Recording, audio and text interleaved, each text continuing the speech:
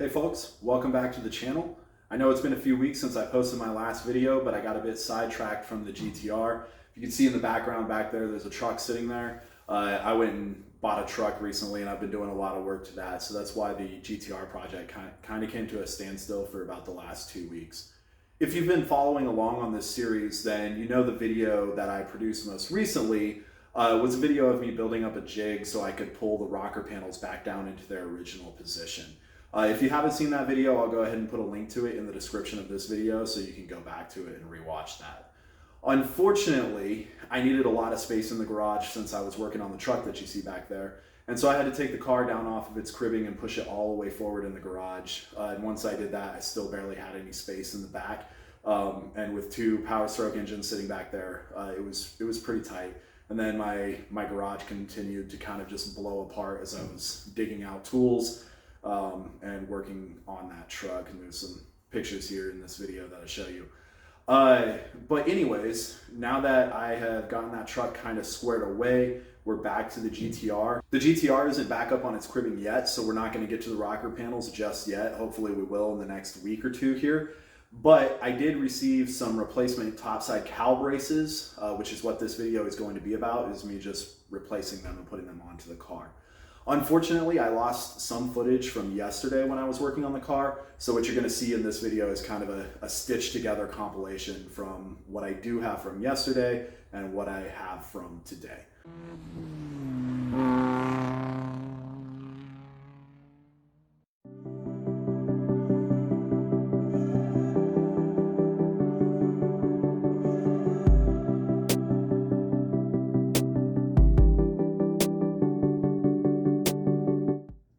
So there they are, some cowl braces that were cut off of another GTR and will be going onto my car. Unfortunately, the set that I took off got a bit damaged while I was removing them, so I opted to purchase a set.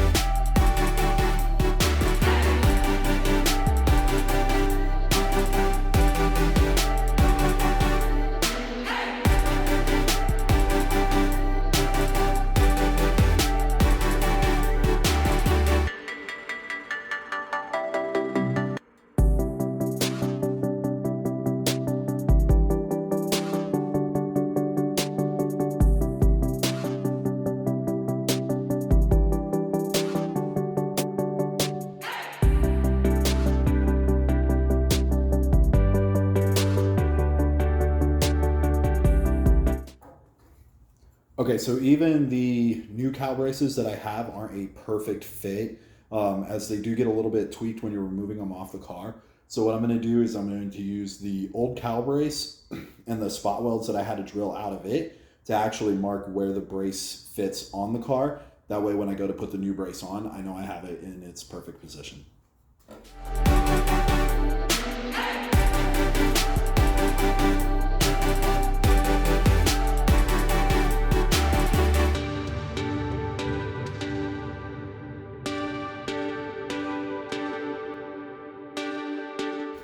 Now that we have the cowl brace marked, it's just a matter of putting it in place here. I want to check the fitment before I go and weld it in, because as you can see at some places, the cowl brace sits a little bit high. So I will have to go and bend these down just a little bit, tweak the brace itself just a small bit to actually get it to sit flush on the cowl and then also on the shock tower. And there we have it. That piece is fit pretty much into place exactly how it needs to be. The only thing is once I get it tacked into the cowl and then the upper frame rail here, I'll have to just push it down with a chisel or a drift or something, just hold it down a little bit while I get that side tacked in.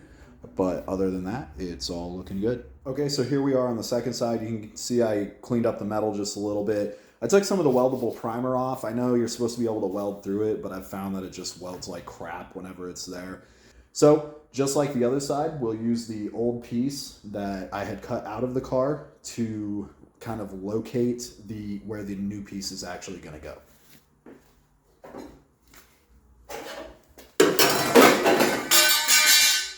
And take two.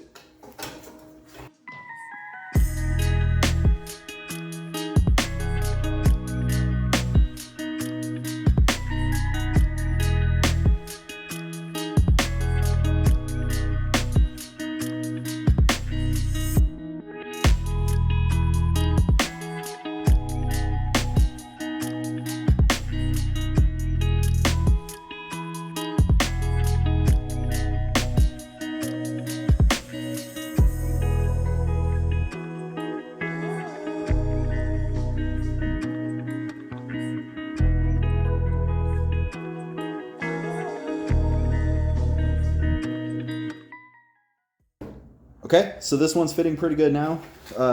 Same as the other side, I'll just use something to help push this side down when I actually go and weld it in. But other than that, it's all fitting and looking pretty good. So next up, we'll go ahead and start getting these tacked into place and then fully welded onto the car.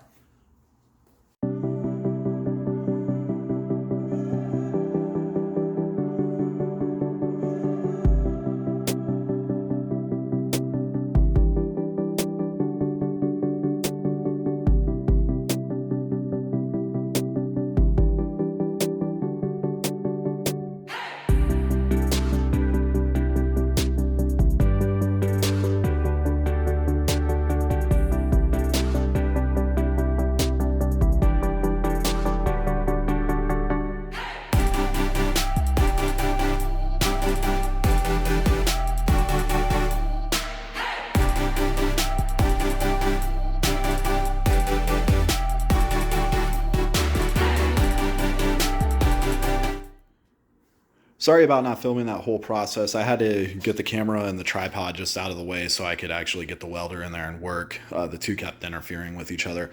So I got the cowl brace welded into place. Not the prettiest welds in the world, but I do have to dress the whole thing with a grinder and everything to get it to knock down a lot of that excess weld.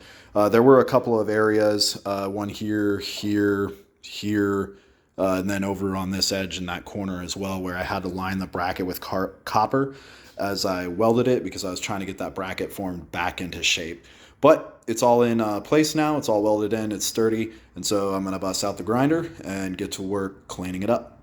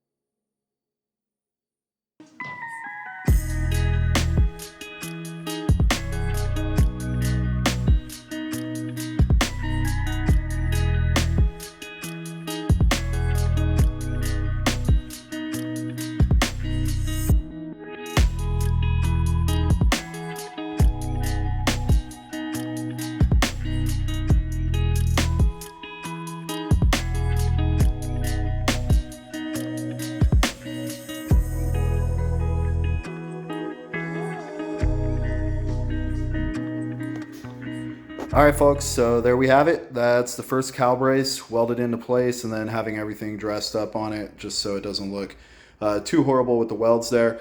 I know it's not perfect. However, what I'm going to go ahead and point out here is what you see right here with all of these dimples. These are the factory spot welds, right? And they're typically sunken pretty deep into the steel. So I think if, this is what factory's doing and I can get it to look, like this, albeit it's not perfect, it's pretty damn decent, relatively speaking, I think. So now that we've gotten this first one welded in, we're going to go ahead and move over to the other side. I probably won't record any of the work on that side, simply because if you've seen it on this side, you've already seen everything there is to see. I'll just go ahead and show you guys the after shot. Alrighty, there's the passenger side. The top cowl brace is on. It's got a little paint on it as well to help save it from the rust. So both sides are now done. That completes this portion of the restoration on this GTR, which was getting those topside cowl braces as well as the cowl itself under here repaired, because it's a common problem with the GTRs. So before we end this video though, I'm going to go over to the workbench and I'll show you guys some of the tools that I use to accomplish this. It doesn't really take a whole lot of tools. Some people are scared to get going or get started because of how much it might cost just getting the tools that you need. But at the end of the day, it's really not a whole lot of money. So I'm going to go over there and we'll talk about that stuff real quick and then I'll end the video.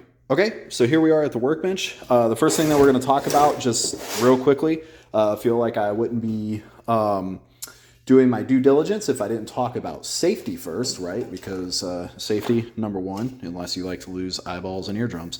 But hey, if that's what you like to do, that's what you like to do, and just go willy-nilly and don't worry about it. So first things first, safety glasses, obviously a good set of gloves. And then also, I didn't wear them in this video, but I usually wear a set of earbuds because that helps save my ears. In addition to that, I do wear pants and also a long sleeve shirt when I know I'm going to be welding, because I don't want to have any sort of splatter or anything get on me and burn the shit out of me. I have had that happen in the past. It really sucks to have happen. I do have a pretty large compressor that I use for my air tools. Everything that I have though is second hand. So this is a welder that this compressor is one that I actually picked up off of Craigslist super cheap back in the day. I think I have no more than $300 in that compressor. I got it because it had a dead motor.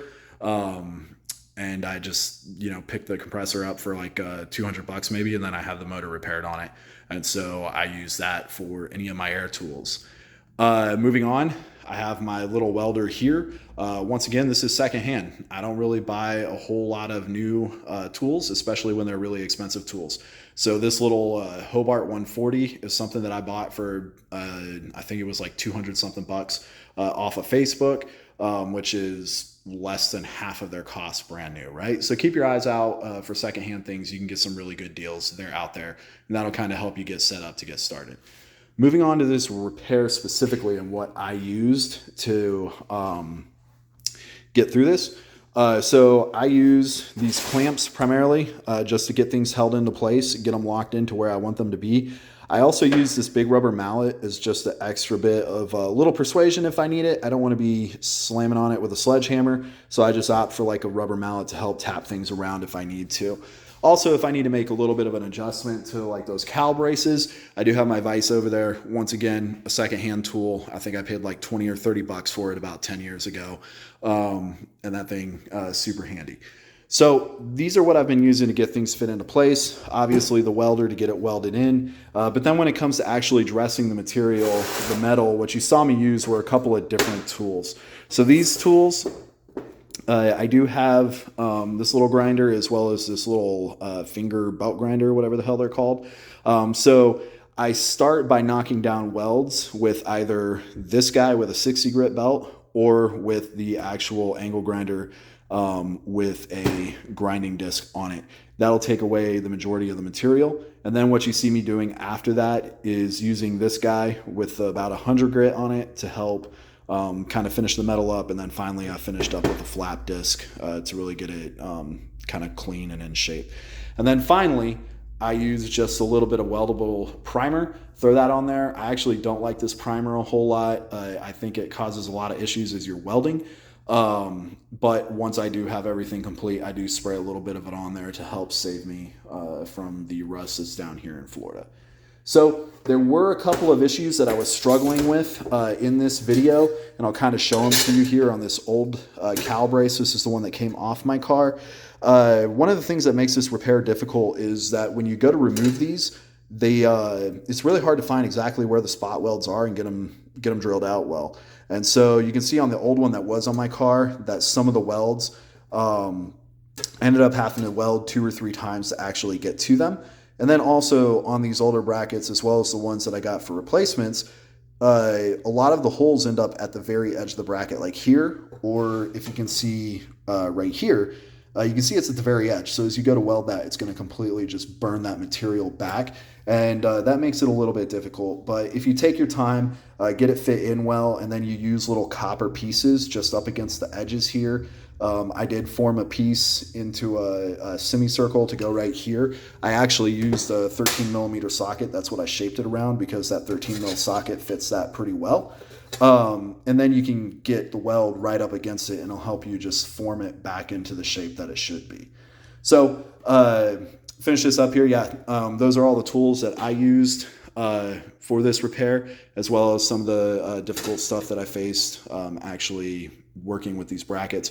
Really sucks because Nissan doesn't make these anymore. At least I can't find them anywhere brand new. So I ended up having to buy a couple off of a guy in Canada, and he sent them down to me.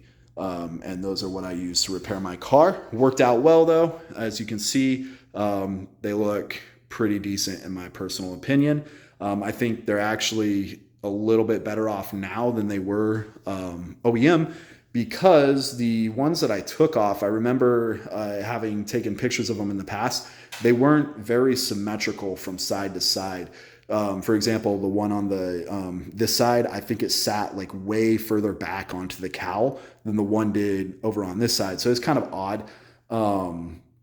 But now everything's looking pretty decent. They're back on. Thanks for watching, guys. I really appreciate it.